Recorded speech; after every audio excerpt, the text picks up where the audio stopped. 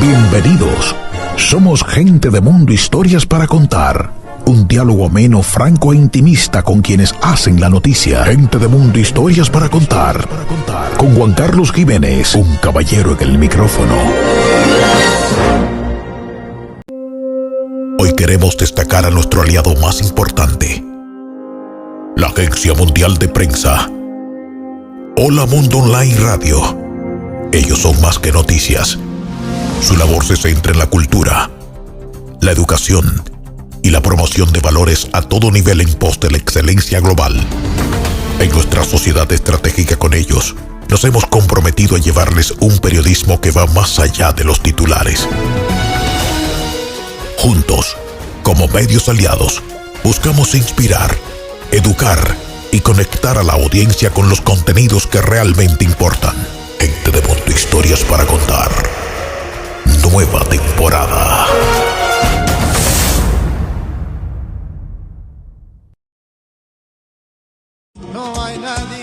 El 23 de septiembre del 2026 será la Fiesta de la Nación. El maestro de maestros, Ramón Orlando, y sus amigos estarán celebrando los 50 años de la vida musical del maestro de maestros en el Estadio Olímpico. 50,000 personas cantaremos y celebraremos la música de la nación. Entrada general, 1,000 pesos por persona. Para información acerca de localidades especiales, acceda en la web a tuboleta.com.do.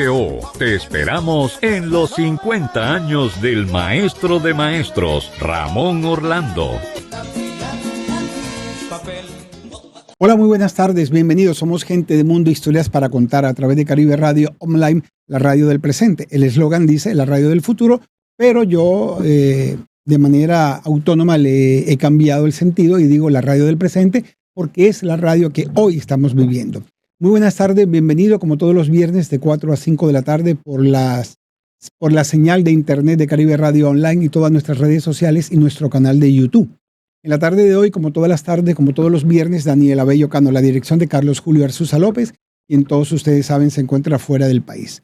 En la tarde de hoy quiero iniciar el programa agradeciéndole al señor Omar Fernando Quintero Sanguino, que me hizo llegar este libro desde la ciudad de Valledupar, Cambias o Mueres. Realmente es un libro interesante, muy bueno, donde su mecánica o su dinámica es presentar frases sencillas con una explicación, frases de vida que él ha construido en su sabiduría, en su experiencia, pero también que ha tomado de la vida. Cambias o mueres.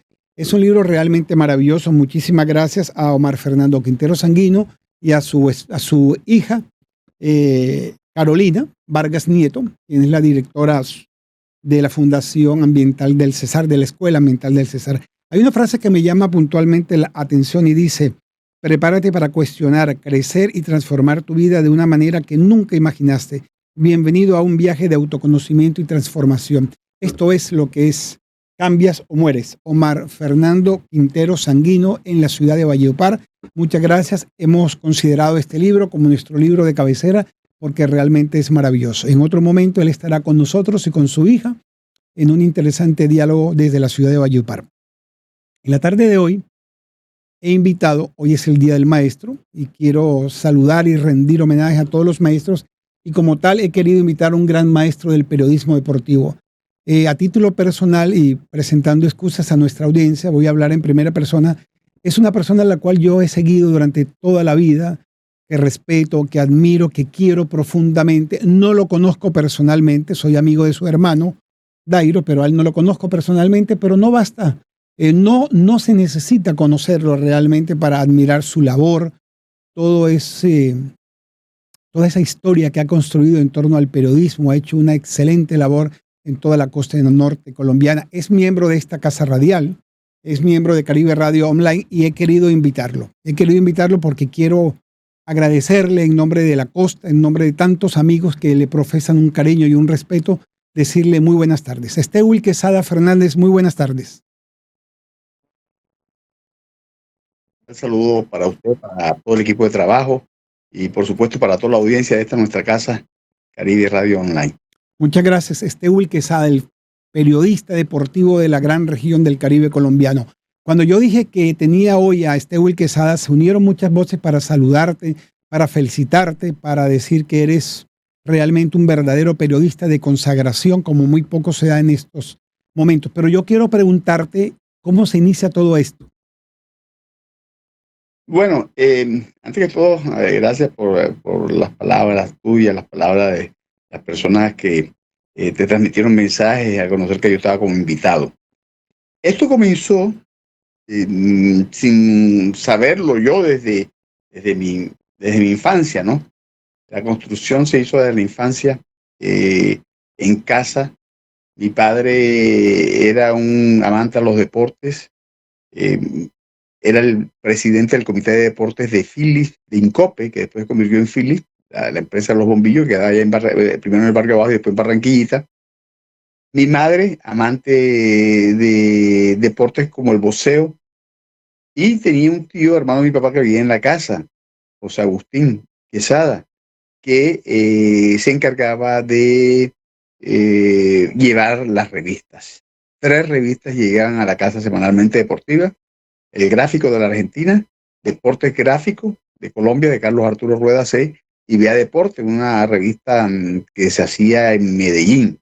Esas 3 revistas llegaban en la casa. Mi mamá, además, nos alimentaba con la lectura diariamente del diario El Heraldo y El Espectador, que llegaban a la casa, y los domingos, que no circulaba El Heraldo, llegaba Diario del Caribe.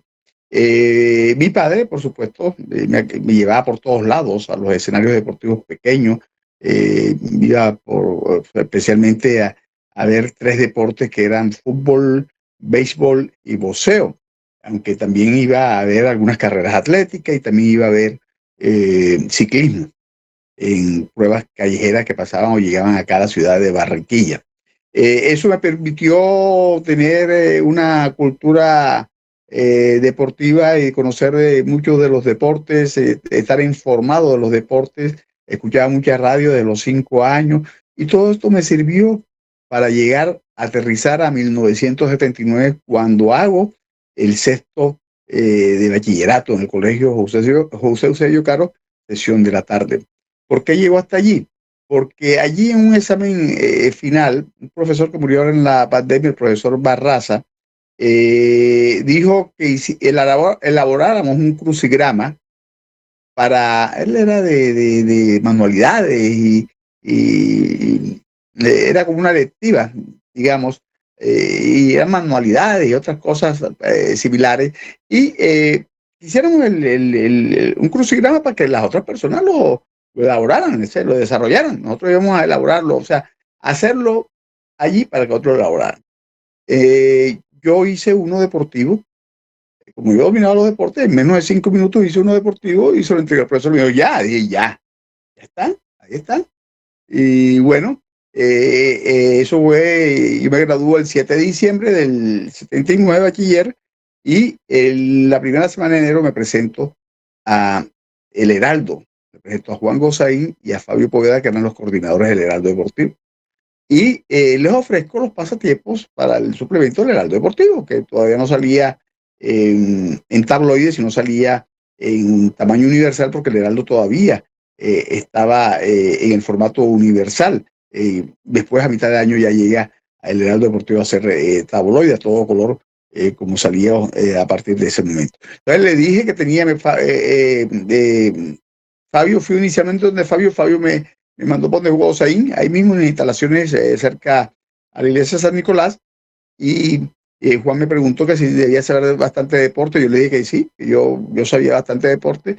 Le dije, yo sé más que Fabio Poveda. Me dijo, no soy irrespetuoso. Y yo le dije, no, yo estoy bastante enterado, le dije yo.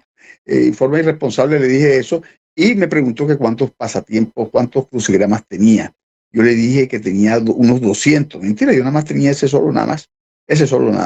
Y por ahí fue la entrada en publicación simultáneamente. El 9 de enero me publicaron un trabajo un compañero de colegio donde yo había estudiado antes, en Barranquilla, a Luis Balcázar, que era un pesista, y me lo publicó El Nacional, porque fue simultáneo. Yo a finales de diciembre, el último día de diciembre era 29 o 30 de diciembre, en una fiesta cerca en el barrio, me encontré con un periodista del Universal y yo le dije que tenía inclinaciones por el deporte y me invitó a que hiciera un trabajo. Yo lo llevé y el 9 lo llevé el día 7 y el 9 me lo publicaron en el Vespertino del Nacional, que ya desapareció de Barranquilla. Por ahí comenzó todo. No, interesante, Will, pero quiero entrar en terrenos fuertes, terrenos áridos para algunos, y es lo siguiente. Siempre me ha llamado la atención el tema de la sencillez, el bajo perfil con el que tú estás dentro del periodismo costeño, colombiano, sin alarde, sin presunción de nada, donde es un gremio de bastantes egos, tú sabes, hoy los periodistas se creen parte integral de la farándula colombiana. Tú no, tú has hecho un periodismo sencillo, de bajo perfil, sin tanto alarde de lo que tú eres o lo que tú haces, y realmente es que tú has hecho muchísimo dentro del periodismo. Entonces, eso es lo que me llama la atención, cómo has logrado mantenerte así de bajo perfil, sin esos egos que hoy mucha gente tiene. Yo creo que eso viene de casa, ¿no? En casa, la enseñanza de mis padres, de Carlos Quesada, de Elfa, mi madre, me sirvió de mucho. En casa, y en la casa había una vocación al servicio. En mi casa, en la materna, en la casa paterna, la casa de infancia, siempre nos reuníamos. Las amigas de mi hermana se reunían en la casa. Mis amigos todos nos reuníamos en la casa y siempre era la vocación de servicio, servir a la gente en que se ofrece todo. Hacíamos eso. Entonces, y la educación que nos dieron en casa sirvió para eso, que, o sea, uno está más que para aparecer uno, para servir a la gente. Y yo creo que eso fue fundamental, repito, con la educación de la casa. Yo estoy seguro de ello, que eres uno de los periodistas más premiados en la región del Caribe colombiano, incluso en Colombia. Cuando me hiciste llegar tu perfil, pues realmente quedé muy complacido al ver tantos logros, tantos libros publicados, haber trabajado con tanta gente importante. Y sin embargo, tú sigues ahí en tu línea de la sencillez, de la tranquilidad, de la visibilidad menos posible, que se vea tu trabajo, pero que no se vea ese ser humano presuntuoso que pueden haber en otros colegas, ¿verdad? Sí, yo creo que es que nuestra razón de ser es la audiencia y es el servicio y hacer el periodismo para la gente, ¿no? No que nosotros querramos aparecer o que el periodista quiera aparecer. No. El periodista se muestra con su trabajo. Yo pienso que el periodista no tiene que mostrarse en sí, por sí mismo, sino que al periodista que su trabajo lo muestre y lo identifique. Entonces, siempre ha sido así y sirvió la escuela en el Nacional, sirvió la escuela en el Heraldo. Tuve allí 2 maestros al comienzo que me ayudaron mucho, no con palabras, sino con hechos, como fue Juan Gosaín y Fabio Poveda, el resto del equipo que nos apoyó en deporte, como Wilder Molina, Mea Aguirre, William Vargas, ayudaron mucho. Y después llegamos al Tiempo, después de casi 7 años en el Heraldo, llegamos al Tiempo, Diario del Caribe, y ahí nos encontramos con un señor, Humberto Jaimes Cañarete, hombre, que era todo modesto, humilde, y tenía todas las carreteras del mundo habidas y por haber. Por ejemplo, había estudiado y era el bibliotecario del Colegio del Liceo Nacional de Zipaquirá, donde estudió García Márquez, era compañero de García Márquez y jamás presumía de eso. Jamás decía que era amigo de García Márquez, nosotros porque nos enteramos, pero jamás, y cuando uno le metía conversación de eso, nada, no quería hablar sobre el tema. Don Humberto Jaime Cañarete, un hombre de 7 mundiales de fútbol, de tantos, igual número o más de Juegos Olímpicos, que se había recorrido todo el mundo. Bueno, y ahí siempre allí sencillo y todo eso, uno le sirve para hacer el periodismo, repito, sin mostrarse, sino que el periodismo hable por uno. Y bueno, te adelantaste un poco a una pregunta que te tenía también guardada para un poco más tarde, pero te la adelanto. El profesor Humberto Jaimes, claro, fue nuestro profesor en la Universidad Autónoma del Caribe. Doy fe de todo lo que has expresado en este momento, pero quiero preguntarte por 3 personas que para mí representan el profesionalismo, pero también la sencillez. Esas personas Ya me hablaste del profesor Humberto también, pero quiero preguntarte puntualmente por dos que faltan. El profesor Jorge Humberto Cli Palacio, fallecido hace muy poco, y don Chelo de Castro. Esas dos personas, ¿qué significaron en tu formación? Sí, yo conocía, bueno, el Chelo lo escuchaba, yo lo conocía lo conocía sin verlo nunca personalmente, escuchaba su programa. Yo creo que empecé a escucharlo cuando tenía como 8 o 9 años de edad, de file, no, yo empecé a escucharlo fijo, así bastante. Tenía 12 años de edad, porque en la mañana no podía escucharlo en clases primaria porque estaba en el colegio, pero ya cuando entro al bachillerato que empiezo a estudiar en la tarde, empiezo a escuchar a don Chelo de Castro fijo. Y bueno, y después desde el año 80 llego al Heraldo y estoy ahí con Chelo y compartía de él. Él llegaba temprano, hacía la columna, la escribía temprano. El día siguiente, a las 8:30 ya estaba lista, y compartía con él ahí el periódico y cruzaba mucha información, escuchaba sus consejos, sus recomendaciones, trataba de acaparar de tomarme toda su experiencia, y aproveché todo eso y tuve, bueno, mucha cercanía con el maestro Chelo. Y después con Jorge Humberto Cli, bueno, yo cruzaba con él información, lo consultaba como fuente, hablaba con él en el 80, 81 y en 1982 él llegó a trabajar al Heraldo.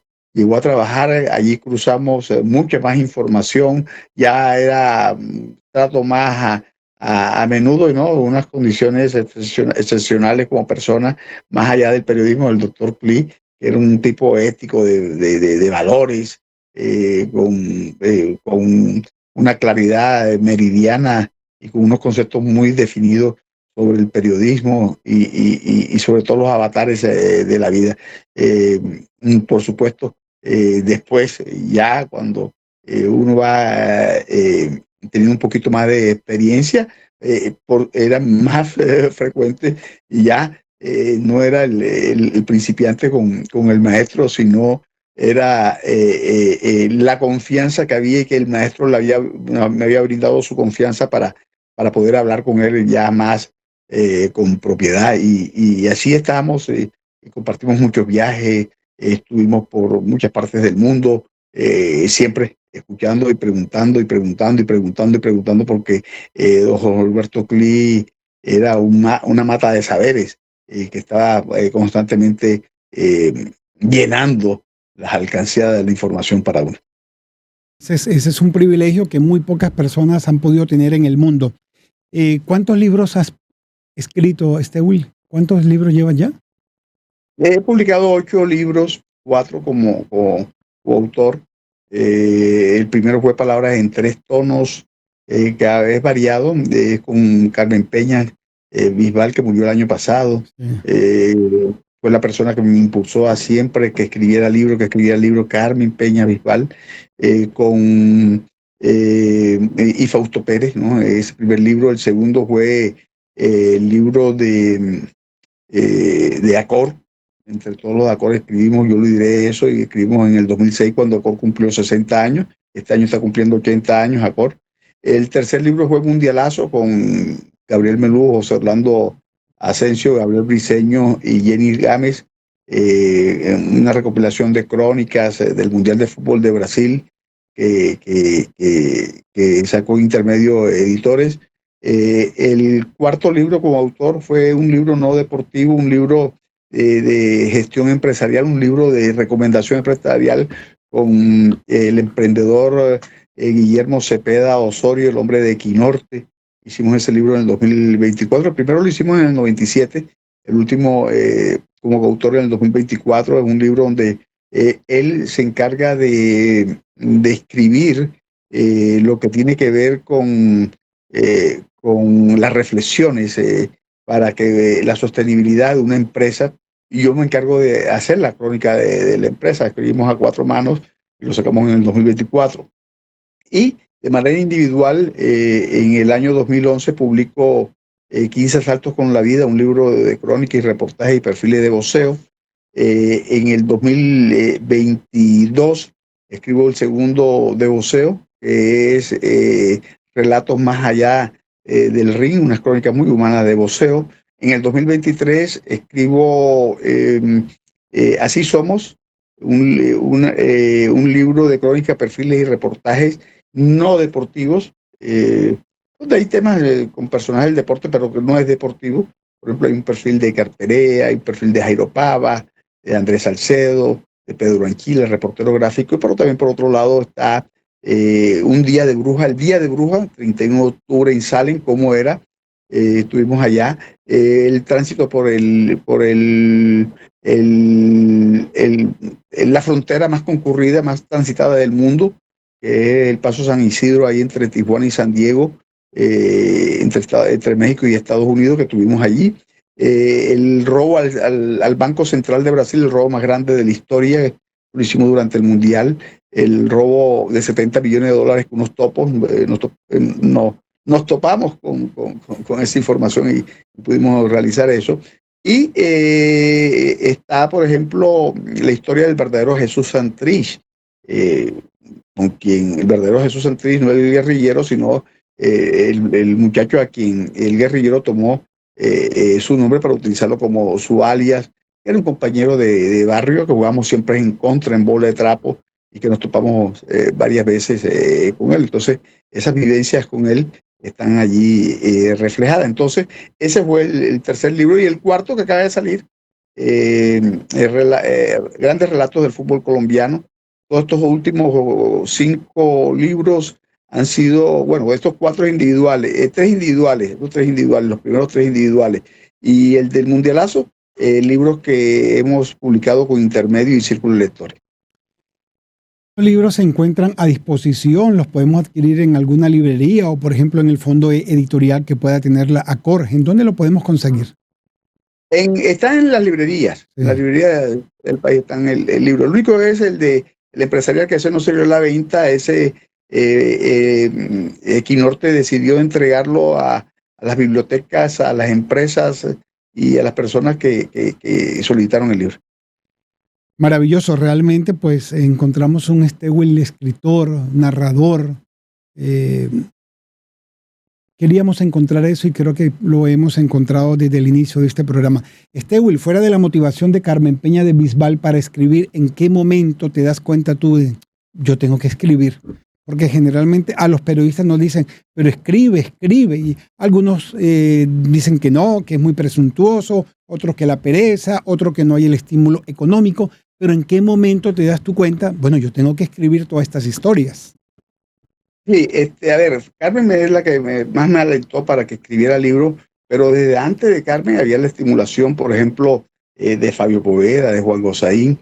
Yo le colaboré a Fabio, recuerdo, en los primeros días de septiembre del año 93, para que él sacara el libro Del Pie Valderrama. Él estaba en un hotel en la Quinta, en el Bacatá. Yo estaba en el Dan de la 19 en Bogotá, ahí separado uno por otro 40 metros. Y me acuerdo que salí como a las 2, 3 de la mañana de hacer todas las correcciones del libro de Fabio. Ahí él y yo, los dos en la habitación corrigiendo el libro, que salió días después. Bueno, y ahí cuando Fabio sacaba esos libros, yo quería también sacar los míos. Después saco el primero del 97 y Carmen me decía, ¿cuándo vas a sacar el tuyo solo? ¿Cuándo vas a sacar el tuyo solo? Mire, y pasaron 14 años para sacar un libro solo, y Carmen después era la que más gozaba con la publicación de cada libro. Ella vio hasta el libro 3 individual mío, no vio este, y era de la más contenta para estar allí en la presentación de cada libro mío.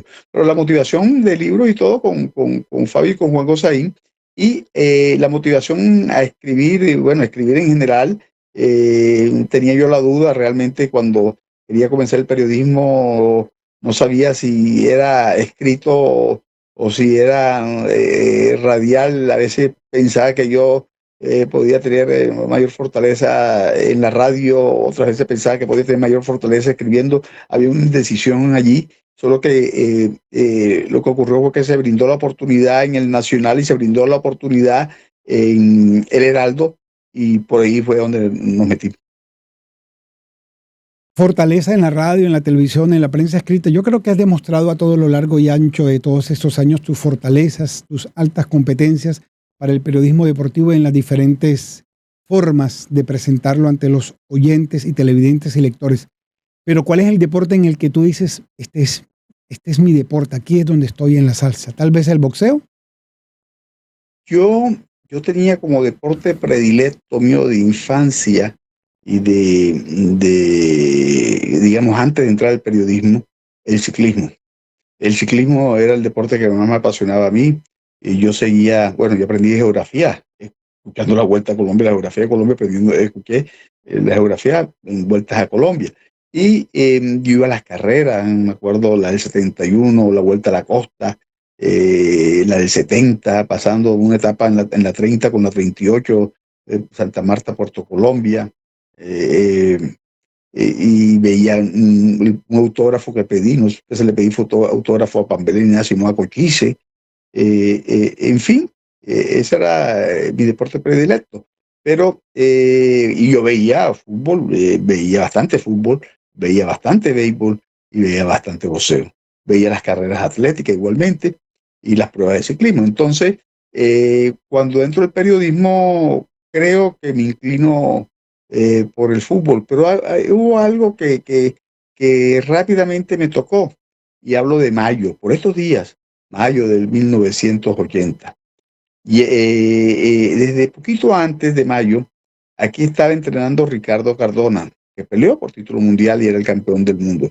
Y Ricardo Cardona iba a defender el título mundial y en el gimnasio de boxeo no había gente. En mayo llega Pambelé de Venezuela, va a defender el campeonato mundial. El primer día todo el mundo va al gimnasio a ver a Pambelé, pero al día siguiente el único que estaba era yo.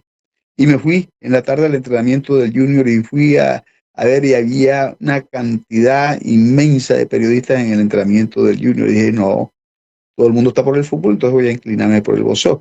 Y fue cogiendo apego al boxeo, aunque ya, repito, veía, y por ejemplo en marzo, en abril, había estado yo con la selección Atlántico, donde salieron Sugar Baby Rojas y todos estos boxeadores, Leonardo, Juan Limpia. Estuve atento con ellos y publiqué mi primera información en el Heraldo sobre el título nacional de Baby Sugar Rojas. Entonces, decido que iba a inclinarme por el boxeo, que tenía más oportunidades de ser publicado, tenía más oportunidad de pronto de aparecer. Yo era colaborador del Heraldo, pero iba todos los días y mi sueldo eran las notas. Entonces, si tenía más notas, tenía más opción de ganar más dinero. Y por ahí me decidí a meterme en el boxeo y me metí al boxeo. Y le fui cogiendo el gusto, teniéndole también, por supuesto, todo el gusto y a vivir la experiencia de cerca con los boxeadores. Y eso me sirvió de mucho para pegarme al boxeo y tener la información ya que a veces no tenía, pero que por estar en el sitio y tener confianza con los boxeadores me la hacían llegar, y tenía información de primera mano, constantemente de primera mano, con primicias incluso a nivel mundial. Pero estás muy bien dateado en todas las disciplinas deportivas, tanto en el fútbol como en el béisbol, como el boxeo. ¿Qué ha pasado con el boxeo? Porque hay esas grandes peleas que se daban antes, que nos hacían trasnochar o madrugar con Antonio Cervantes, Kid Pambelé. Esas peleas ya hoy no se dan. Incluso cuando hay grandes encuentros boxísticos, ya no hay ese despliegue publicitario que la gente se pega en el televisor o se pegaba en el televisor. ¿Qué ha pasado con el boxeo? Yo creo que en eso influyó mucho el hecho de las organizaciones mundiales. Antes había una sola entidad, que era la Asociación Mundial de Boxeo. A comienzos de los 60 se arma otra entidad mundial, que es el Consejo Mundial de Boxeo. Había dos, y con dos estábamos bien. Y se daba unificación, pelea unificatoria, Valdés Monzón, por ejemplo, uno de los grandes combates de todos los tiempos. Y se vienen los 80. Y en los 80 y sale la organización, final de los 80, la Federación Internacional de Boxeo. La AMB y el CMB eran manejados por latinoamericanos, y entonces los gringos sacan su propia entidad y crean la FIB. Y a finales de los 80 sale la Organización Mundial de Boxeo, la OMB. 4 entidades. Ya eso era demasiado. Sin embargo, de pronto resistía el boxeo esas 4 entidades. Con esas 4, incluso con esas 4 resistía el boxeo. Pero después se vino una hemorragia de entidades que el abecedario no alcanza para colocar la abreviación de cada una de ellas. Entidades por todos lados. ¿Por qué? Porque las cadenas de televisión querían promocionar títulos mundiales, tenían entonces los promotores armaban una entidad y programaban esas peleas para todo el mundo, y se vino la falta de calidad. Y por ejemplo, yo antes me sabía los campeones del mundo y me sabía todo lo clasificado. Ahora la gente no se sabe ni quién es el campeón del mundo. Ahora un campeón del mundo pasa aquí en Colombia, pasa por al lado de cualquier persona y nadie sabe que es campeón del mundo. En cambio, antes un campeón del mundo paralizaba la ciudad, paralizaba la calle por donde iba, paraba el tráfico, en fin. Bueno, tanto es así que ahora hay tantas y tantas entidades a nivel mundial para hablar con el boxeo colombiano, que Colombia no tiene un campeón del mundo. Y cuando Colombia llegó a tener 3 y 4 campeones del mundo, cuando había 2 entidades y cuando había 3 o 4 entidades, iba a tener hasta 4 campeones del mundo al mismo tiempo. Ahora no tenemos ninguno. La calidad se perdió. Encuentra uno que no hay peleas atractivas y llamativas, son muy pocas, y que por eso en el mundo ha perdido el reconocimiento del boxeo, hay que decirlo, ha perdido el protagonismo, ha perdido todo eso que tenía y que llamaba bastante la atención en materia de interés público general. Sí, así es. Hoy no sabemos quiénes son los boxeadores, de qué país, de qué origen. Realmente se ha perdido mucho interés frente a eso. Y mira que en estos días estaba en el televisor, que muy poco soy dado al televisor, y encontré hasta un encuentro de boxeo de 2 influencers. Y yo dije, bueno, ¿y esto qué es? Y mi hija menor fue la que me dijo que eran un par de influencers y era, bueno, el chorro de millones de dólares de publicidad. Yo dije, bueno, ¿y esto qué es? Influencers. Boxeo. Sí, o sea, sí. Esto de los influencers, por ejemplo, que tienen, atraen con sus seguidores. Ok, pero el boxeo no es un juego, el boxeo no se juega. El boxeo es un deporte de contacto y que es peligroso porque hay que estar bien preparado, hay que estar en óptimas condiciones, y hasta cuando no ocurra una desgracia, yo no sé si esto lo van a parar. ¿Y qué pasa? Que muchas entidades del boxeo han permitido que esto se dé. Por ejemplo, en el 2017 peleó Mike Weather, que estaba retirado, combatió con McGregor, un boxeador de artes marciales mixtas. Eso no era boxeo. Ese tipo no era boxeador. Yo hacía el parangón de 1975-1976, el más grande deportista de todos los tiempos en el mundo, Mohamed Ali, peleó en Japón con Iowa, un luchador de sumo, un peleador de sumo, un deporte muy oriental, y los medios de comunicación le daban 3 columnas ahí chiquitico, y el presidente del Consejo Mundial de Boxeo, José Suleimán, amenazaba con Ali de quitarle el título, que eso era una payasada. Y ahora los presidentes de las entidades, el mismo presidente del Consejo Mundial, hijo de don José Suleimán, Mauricio Suleimán, avalaba esa pelea y lo pusieron como en la pelea número 50 de Mike Weather. No, una falta de respeto, eso no es boxeo ni es nada. ¿Cómo va a ser boxeo una pelea entre un no boxeador y un boxeador? No, eso no puede ser. Sin embargo, lo avalan las mismas autoridades. ¿Buscas un estilo de vida más saludable? En Volviendo a lo Natural, podrás recibir planes personalizados, asesoría nutricional y fitoterapia para cuidar tu salud de manera natural. Agenda tu cita virtual o domiciliaria al WhatsApp 301-789-5162. María Angélica Pérez, Volviendo a lo Natural. Hermanos, usted sabe qué pasa por Caribe Radio Online todos los viernes de 4 a 5 de la tarde, que está mi gran amigo Juan Carlos Jiménez transmitiendo Gente de Mundo, historias para contar. Yo quiero que usted apoye este programa, le dé seguimiento. Yo soy Ramón Orlando. Adelante toda mi gente del mundo y de Colombia entera. Aleluya. Hola, buenas tardes a todos y hoy quiero enviarles un saludo aquí desde el río Guatapurí en la Escuela Ambiental en Valledupar, Cesar, Colombia. Y quiero saludar a mi gran amigo Juan Carlos Jiménez con su programa Gente de Mundo, Historias para Contar. Los invito a que sigan este maravilloso y espectacular programa donde cuenta historias reales. Y bueno, invitarlos a que vengan a visitarnos aquí a Valledupar y vivan una maravillosa experiencia.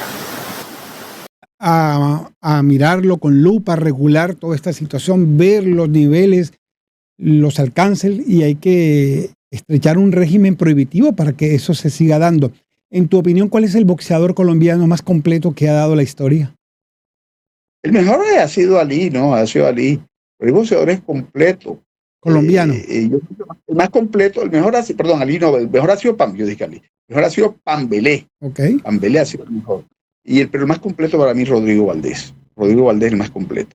Pambelé el mejor, fuera de serie, uno de los mejores welter junior de todos los tiempos. Pero el más completo para mí ha sido Rodrigo Valdés. Y después de ellos, para acá, he tenido la oportunidad de conocer boxeadores completos, por ejemplo. Completo, un boxeador como Tomás Molinares. Fue campeón efímero, no defendió el título, pero un boxeador completo. Completo, un boxeador como Ricardo Mochuelo Torre. Completo, un boxeador como Mauricio Pastrana. Completo, un boxeador como Happy Lora. Esos cuatro lo pongo yo en el orden de los completos que ha habido en nuestro país. Rodrigo Valdés, Tomás Molinares, Ricardo Mochuelo Torres, Mauricio Pastrana, Happy Lora, boxeadores completos.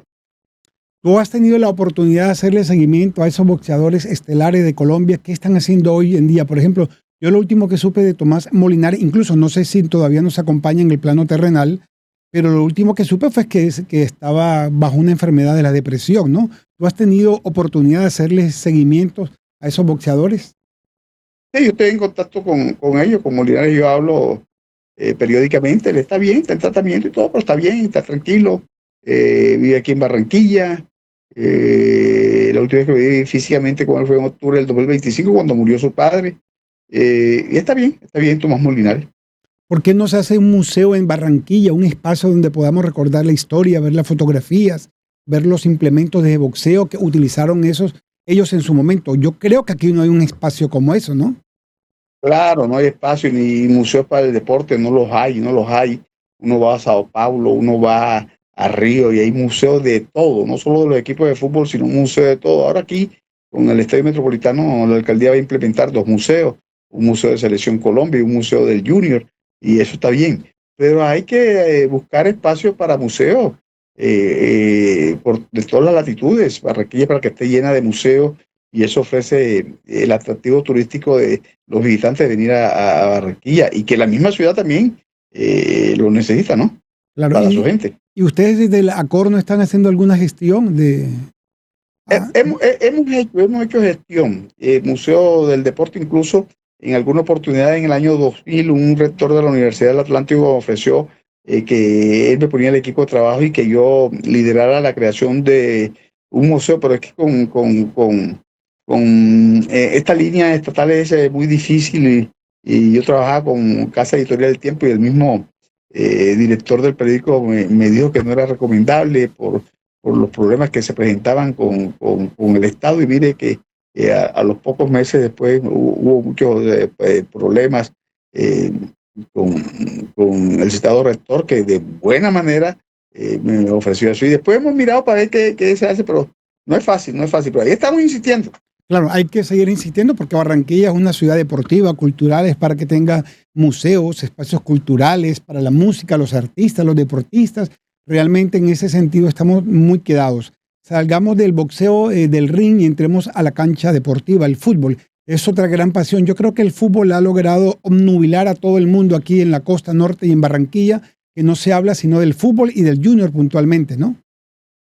Sí. El fútbol ha acaparado el interés general de los deportes en casi todo el mundo, el fútbol avasalló a los demás deportes.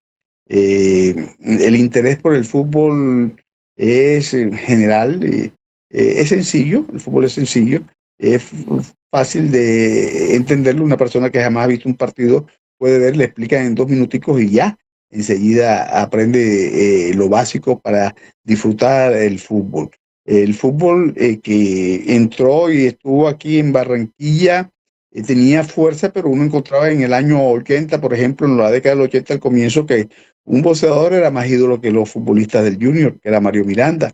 En los 60, cuando no había fútbol profesional, con mucha más razón, Bernardo Caraballo metía más gente a un escenario que el mismo Junior de Barranquilla. Que el béisbol de primera categoría, con el Lucho de Arco, con los campeones mundiales Arthur Forber, con Ubaldo Salinas, era atractivo y buena recaudación se hacía en el estadio Tomás Arrieta. Que las carreras de ciclismo, incluso aquí en la costa atlántica, eran concurrida la asistencia masiva en las llegadas de las etapas de vuelta a la costa, vuelta a la costa, vuelta a Colombia, cualquier prueba internacional que se hiciera. Y así, todo por el estilo. Pero en los últimos años el fútbol dio unos pasos gigantes y llamó la atención, acaparó, atrajo, y prácticamente los otros deportes tienen que ver qué hacen, mirar cómo buscan el espacio.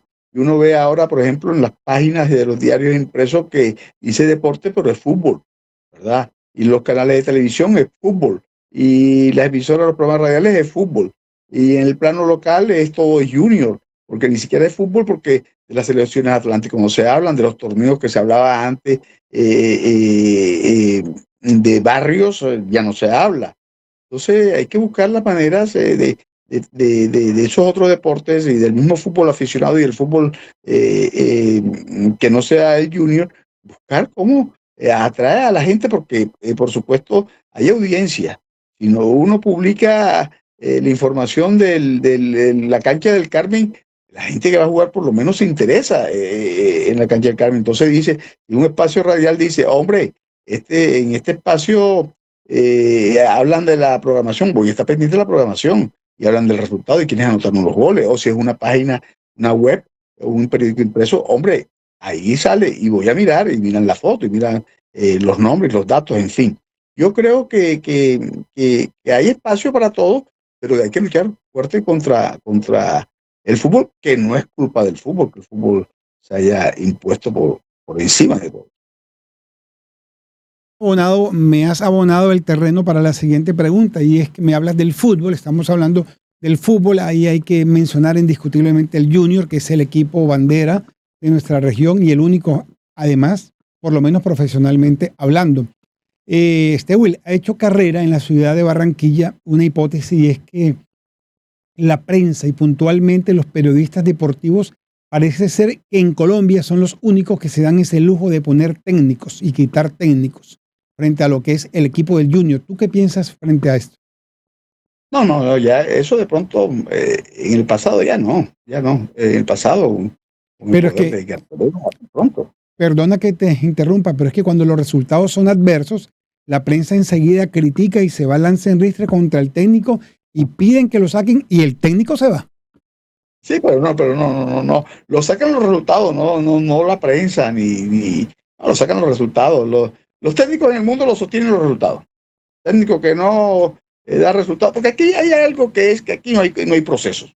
Aquí en Colombia no se da procesos. Aquí de pronto Envigado, por allá hay otro equipo, procesos, pero procesos aquí no. Aquí tienen un técnico que dicen un proceso, y a los 3-4 partidos los perdió, se va. Es decir, los procesos no hay procesos realmente, y los técnicos están al vaivén de los resultados. Y por ejemplo, aquí en el caso del Junior tuvimos hace un tiempo a Alexis García, que se decía que podía durar unos 6 años en Junior, y creo que no duró ni medio año. Así es. Hablemos de tu más reciente libro. Cuéntanos un poco, no sé si lo tienes a la mano, que nos los puedas mostrar. Háblanos un poco de tu nuevo libro. Daniel, vamos a buscar la fotografía del último o del más reciente libro de Stewil Quesada. Ahí está, exactamente. Apuntes. Daniel lo tiene allá. Sí, seguramente. Aquí hay que aterrizar a Daniel a que revise en eso. Daniel lo tiene allá. Sí, No, el libro Grandes Relatos del Fútbol Colombiano, ahí está. así es. Grandes Relatos del Fútbol Colombiano. Esta portada es del Gol Olímpico de Marcos Pol. Este libro que está ya en venta en las librerías del país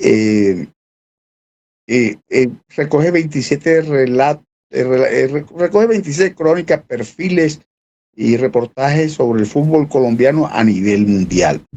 Es decir, este es el año del Mundial de Fútbol, este es el año en que Colombia llega nuevamente a una Copa Mundo y el libro va sobre eso, excluyendo un trabajo que no es mundial, que es fútbol de la primera B por Hugo Arrieta, el goleador vallenato. Lo demás tienen que ver con algo mundial. Desde Efraín Caimán Sánchez y Marcos Col, que hablamos de Arica en Perú, Chile, 1962, hasta este presente, Estados Unidos, México y Canadá, con Lucho Díaz y James Rodríguez y Lucho Díaz. Encontramos ahí en el libro historias fascinantes, historias de vida, experiencias de vida de personajes del fútbol colombiano y situaciones del fútbol colombiano. Por ejemplo, van a encontrar que descubrimos que 78 años después de haber ido a Argentina al primer fútbol grande, el primero de nuestro país, Efraín Caimán Sánchez, se aumentó la edad en 2 años y se cambió el segundo apellido. ¿Por qué?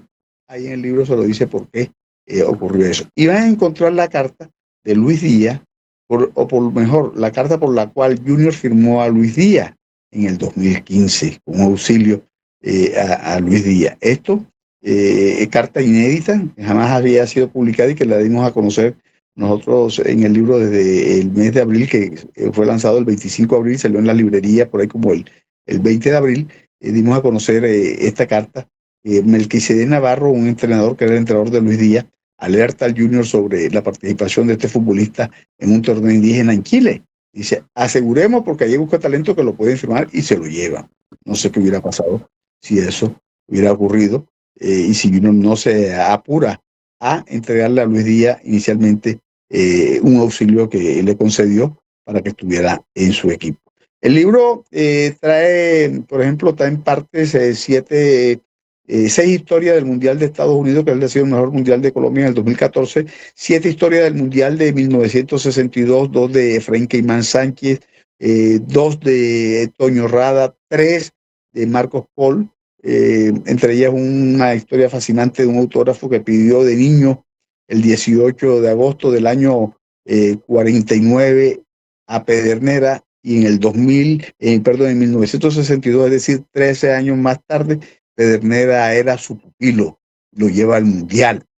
Entonces, está esa historia fascinante del niño que pide el autógrafo y 13 años es el pupilo de ese hombre que le dio el autógrafo y que no conocía ni sabía nada de eso hasta que ve nuevamente aquí en Barranquilla el sábado 24 de marzo del 1962 con Colombia ya clasificada, con Colombia que venía a jugar un partido amistoso que perdió y que casi echan al técnico. Adolfo Pedernera pierde con la selección en Atlántico, uno de los goles de Ricardo de la Peña, el papá de Jessica de la Peña, la periodista y presentadora de televisión. Encuentra esa historia fascinante. Ahí la historia de cómo llega el Caimán allá al fútbol de la Argentina. Encuentras, por supuesto, el capitán por siempre, Carlos Valderrama. Encontramos allí Pescadito, el barrio, la cancha la cancha castellana donde Valderrama sale. Encuentra los coleccionistas, ¿no? Hay un coleccionista de camisetas de Villavicencio, Nelson Bobadilla, que tiene la camiseta del capitán de la selección Colombia, Francisco El Cobo Zuluaga, y hay otro coleccionista que es el autor del mismo libro, es decir, yo, como coleccionista de Panini, que no sabía que era coleccionista y tenía caramelos de Panini y todos los álbumes llenos. Está la muerte del árbitro Álvaro Ortega, una noticia mundial. El mejor extranjero en el fútbol, el mejor mundialista en el fútbol de Colombia, que es Garrincha, que llega al Junior. Está la presencia femenina de una mujer como Marta Liliana Toro, la primera mujer que pitó el fútbol profesional de la primera A en Sudamérica. En fin, hay una historia macondiana en la Macondo industrializada, como nos dijo a nosotros que era Barranquilla, Gabriel García Márquez, y está el partido ese que pierde Colombia con Argentina, que no le permite ir a Qatar. era la peste del olvido del gol en Colombia, llevaba 6 partidos y ese fue el número 7, el de la peste del olvido del gol. En fin, está la historia también de un guerrillero en la celebración más corta del mundo, un guerrillero en el Mundial del 2006 en el Monte, un gol de Brasil, y enseguida mandaron a apagar el televisor porque de pronto lo encontraban por ahí, lo escuchaban las autoridades y entonces mandaron a apagar el televisor y no más fútbol. Y el guerrillero nos cuenta toda esa historia, cómo era el Mundial de Fútbol en el Monte. Historia fascinante, mi estimado Juan Carlos. Y ya qué maravilla, Will, de verdad que estamos muy complacidos con toda esa historia, con toda esos datos históricos, biográficos que tienes sabiamente almacenados en tu memoria, en tu vida y en tu corazón. Aquí en el WhatsApp está colapsado con tantos mensajes que me están llegando y todo, pero hay uno que particularmente me llama la atención, que me dice, oye, pregúntale que cómo se divierte él, que qué hace cuando quiere divertirse. Bueno, hay varias formas, ¿verdad? Ir al mar, ver un partido de fútbol, ver una pelea de boxeo, ver un partido de béisbol. No, pero cuando te quieres salir del deporte, que cómo te diviertes, que qué haces. Ya. Y se va uno un rato a la troja, se va uno a caminar, va a cine, ¿verdad? Hay muchas maneras de divertirse y sanamente también, por supuesto. Lo que pasa es que yo, Juan Carlos, yo nunca he trabajado, o sea, en periodismo. Yo me he divertido toda la vida. Eso es una buena práctica para no aburrirse ni pensar en una pensión tampoco. ¿Para qué te vas a pensionar si te diviertes? Óyeme, y familiarmente, genéticamente, ¿quién hereda toda esa historia, toda esa vocación? ¿Tus hijos? ¿Algún familiar directo? No, los hijos míos como lectores, ¿verdad? Y como amantes a la lectura y los deportes, en el caso de los varones, pero no, yo creo que queda en el público, en la gente. Claro, yo creo que eso es genético, el estar bien dateado e informado, porque Dairo, tu hermano, también es un hombre que está muy bien dateado. Sí. Muy bien ese es lo que le decía la influencia de mi mamá. Yo creo que hasta el otro día, no sé si todavía tenía guardados los periódicos cuando el hombre llegó a la luna, por ejemplo. Imagínate. Me encontré. Julio nos el periódico y todo. Compartimos hace una semana en la casa del documentalista Julio Charlis y me decía a manera de broma, si quieres entrevistar a Will, tienes que hablar conmigo. Y yo no sabía que Will tenía manager a estas alturas de la vida. Óyeme, Will, hablabas del mundial. ¿Será que tendremos oportunidad en Colombia de hacer algún mundial? ¿Tú sí piensas? No, por lo menos podemos hacer un mundial de fútbol de mayores, no. Tuvimos la oportunidad del 86, que las exigencias de FIFA eran menores y no lo hicimos. Desperdiciamos esa oportunidad. Colombia no va a hacer un mundial. No tiene capacidad para hacer un mundial. Sí, porque necesitábamos. El estadio Cuyabá. Yo tuve la oportunidad de ir a Brasil en 2014. El estadio Cuyabá, que era el estadio más modesto, el más modesto de Brasil en su momento. Es mucho más, pero inmenso. Todas las comodidades y toda la amplitud y todas las cosas. El estadio metropolitano, que es el mejor. Y el estadio de Cuyabá, en aquel entonces, era el más modesto de todo el mundial. ¿No? Tenía todo. Colombia no tiene para hacer un mundial. Nada más con tener los escenarios, no puede. ¿Qué va? Desperdiciamos esa oportunidad, como bien dijiste, en el cuatrenio Betancourt, que él dijo que ese dinero se necesitaba para hospitales, escuelas, y totales el dinero no llegó y nunca se hizo nada. Ni mundial, ni hospitales, ni escuelas. Y no sé cuántos años seguimos con la misma problemática, sin hospitales, sin escuelas y sin escenarios deportivos. De pronto aquí se puede hacer un mundial que, bueno, ahora sí que con 3 países y que abarque unos cuantos partidos, digamos que adecúen el estadio en Cali, el estadio en Medellín, el de Bogotá y el de Barranquilla, y se hacen unos, y de pronto Pereira, digamos, Bucaramanga, son 6, Armenia 7, y digamos que Cartagena o Cúcuta, y 8 estadios, tenerlos allí y hacerlo, hacer unos 8 partidos o 10 partidos, no sé, ahora como son tantos partidos del mundial, hacer unos partidos y listo, pero mundial como se hacía antes, quiero decir, con una sola sede, Colombia no tiene para ser mundial. Qué tristeza, ¿no? Óyeme, Stewil, ¿consideras tú que es importante la presencia de un segundo equipo de fútbol profesional en Barranquilla o con el Junior tenemos? Dicen que las ciudades grandes en los Estados Unidos, en el béisbol de las grandes ligas, las ciudades grandes del béisbol son las ciudades que tienen 2 equipos. Entonces son Nueva York, Chicago, Los Ángeles. Esas se llaman las ciudades grandes.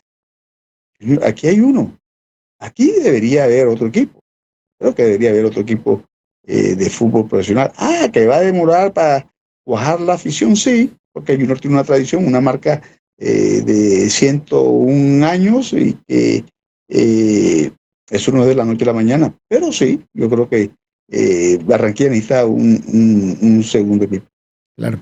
Otro aspecto importantísimo que me llama la atención en tu exitosa carrera de periodista deportivo es la cantidad de premios que has recibido. Creo que es el periodista, y lo decía al comienzo, que más premios ha recibido en la costa norte colombiana y por qué no en Colombia.